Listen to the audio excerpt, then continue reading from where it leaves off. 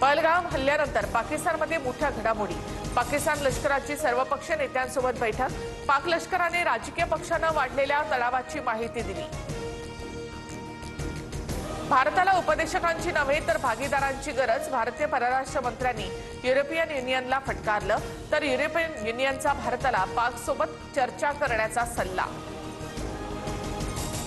भारतीय सुरक्षा संस्थांकडे लष्कर ए तोयबा आणि जैश ए मोहम्मदशी संबंधित दहशतवाद्यांची यादी।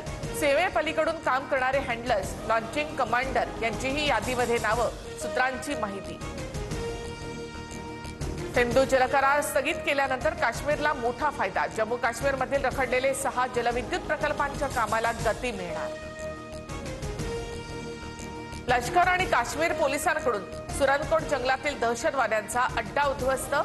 संयुक्त कारवाईमध्ये 5 आयईडी आणि इतर साहित्य जप्त। एलओसीवर सलग 11व्या दिवशी पाकिस्तानकडून शस्त्रसंधीचं उल्लंघन। कुपवाडा, बारामुल्ला, पूंछ, राजौरी भागात गोळीबार।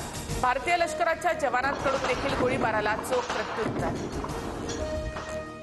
हक्काचा निधी माझ्या खात्याला मिळाला पाहिजे। काही योजनांचे पैसे कट करता येत नाहीत। नियमानुसार माझ्या खात्याला निधी द्यावाच लागेल। संजय शिरसाट यांचं वक्तव्य।